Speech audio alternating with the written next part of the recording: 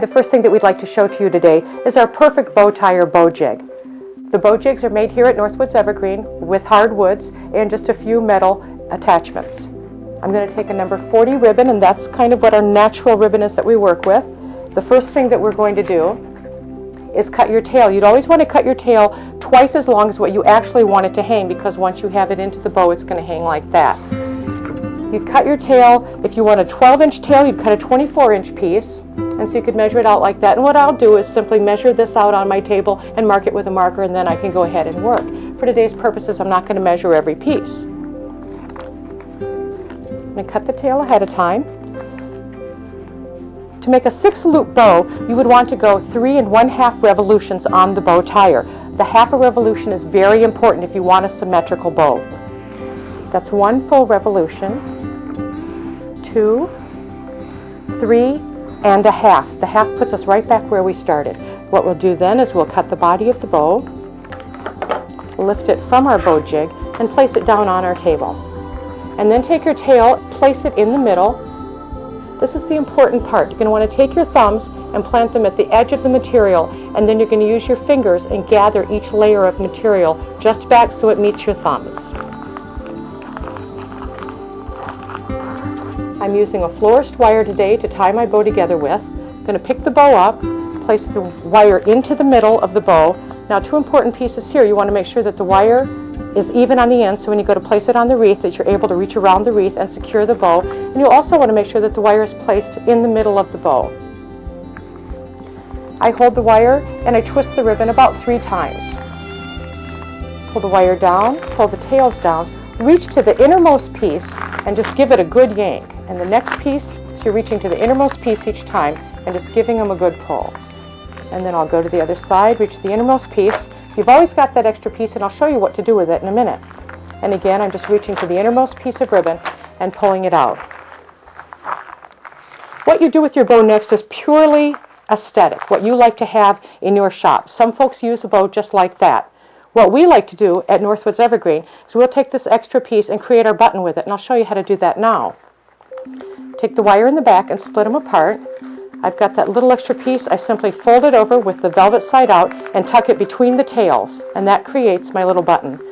Then in the back, I take those wires, make sure that you secure that little button in very tightly so that later on when you put it on your wreath, the bow doesn't pop out.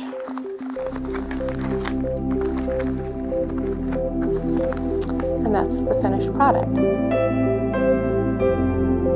The next bow that I'd like to show you that you can pull off of our perfect bow tire, we like to call a puffy bow. Again, I'm going to cut the length of my material for my tail twice as long as what I would like my tail to hang. So if I want a 12-inch tail, I'll cut a 24-inch piece. If I want a 15-inch tail, I'll cut a 30-inch piece. The bow jig is adjustable so that depending on what size of finished wreath that you're using, that you can adjust the size of the bow to match the wreath. So what I've done is move this in just a little bit. Place my material. The puffy bow is not a symmetrical bow, so you really don't need to count the number of revolutions that you're going to use to make this bow. However, you may want to do it on your first bow simply for inventory's sake, so you know how much ribbon you have in each bow. So here I'm going to do maybe just 4 or 5 revolutions. Cut the body of the bow loose. For the puffy bow, I'm going to leave the tail on the table. Place the body of the bow on top of the tail, pick up both pieces, fold them in half, tuck my finger on the end here. This is where you want to have a nice sharp scissor. And I'm simply going to notch each side of that ribbon. Again, I'm going to put my finger here so I don't push my material through. I want to leave about 1/4 of an inch right here, and I'm going to notch. I'm going to open the bow up to that notched position and take my wire and once again place it in the center, making sure that the ends of the wire are even so that I'm able to get the bow on the wreath later. This bow we don't want to wire quite so tightly because we're going to be taking the individual sides out and twisting them. So I'm going to twist the wire but not as tightly as I did on the first bow. I'm going to take one side. What I'm going to do is an alternating movement. I'm going to go left, and right, and pulling the individual loops out. So I've got one. I'm pulling out and giving it just a little twist away from me. then to the other side. I pull it out, twist it up, and again you can see I'm just alternating and giving them a little twist when I get them up. So when you're finished, you have a florist quality bow but without all that twisting and turning, and so it's a little bit easier for you. Now that we've looked at a couple of examples of what we do with our number 40 ribbon, let's look at what we can do with our number 100. You'll notice that I have a much larger roll of ribbon this time, and I would recommend if you're going to make a lot of bows that you would use a 100-yard roll instead of a 25-yard roll. You'll have much less waste that way. One of the first things that I would like to do is adjust the size of the ribbon face that I'm going to make. Working with our smaller ribbon, we were creating smaller bow faces. Now that we're working with a larger ribbon, we'll probably be putting this on a much larger wreath. So I've taken my little notch and put it all the way out to the end. Once again, with the large ribbon, you'd create your tail in exactly the same way as you would with the smaller ribbon, simply by cutting the piece twice as long as what you'd like it to actually hang. Since I'm going to make a full 6-loop bow, once again, I will want to make 3 1/2 revolutions on my perfect bow tire. There's 1, 2, 3, and 1/2 brings me right back to where I started.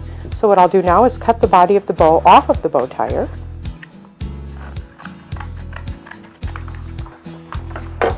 Lift the body of the bow off and lay it on my table. And once again, I'll take my tail piece, centering it as best as I can. I'll lay it right on top of the body. The important piece to remember here, once again, is taking your thumbs, placing them against the end of the fabric, and then running your fingers across each individual layer and gathering it. Once I have my ribbon gathered, I'm going to hold it very tightly, grab a piece of florist wire, and center that as best as I can, both to have the edges of the wire even, and also to be in the middle of the bow as best as I can. I'm going to wire this very tightly because I don't want it to fall apart.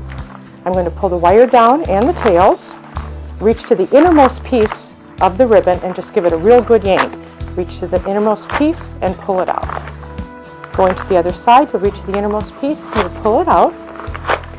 And again. Once again, I'm going to create a button in my bow by using the extra piece that I had, and to do this I'll simply flip the bow over, take the wires on the back, split them in half, take my extra piece and fold it over so that the velvet side is out, tucking it between the two tails. I'm going to create a button. I've got this tucked in between the wire, and then again I'm going to wire this very tightly because I don't want to put this bow on my wreath and have the nose pop out at a later time. So there, once again, with the perfect bow tire, we have a very nice example of a larger bow that we can put on a larger wreath. One last bow that I'd like to show you that you can pull off of our perfect bow tire is going to be using just a little bit of a fancy wired ribbon that we have. You can create the entire bow, tail and bow face, without cutting anything apart. I would simply decide how long I wanted my tail piece to be, and I'm going to guess this is close to 14 inches, and simply fold the ribbon in half and pull it right down into that gathering point. And then to create each of the loops, I'm going to simply once again fold the ribbon in half. You'll want to use more of a narrow, lightweight ribbon to do this, and the wired ribbons work very well. And I can keep my loops symmetrical by just looking at them as I pull them through. Again, I'm simply folding that ribbon in half and just pulling it right down, letting that little slot gather them up for me. I've created 3 loops on each side, folding it in. I've got 2 loops on each side. I'm going to be satisfied with that. The last piece that I have here will be the other side of my tail, so I'd simply want to compare them to make sure that they're approximately the same length. Cut it in half. I've got this gathered. I'll simply pull it off of the jig, pull the body of the bow up out of the notch, and again using my wire, make sure that the ends of the wires are even and give this bow a nice little couple tight twists. Pull each of the loops out so they're nice and fluffy. And we've got just a real simple little bow that you can tie just using the end of your bow tire.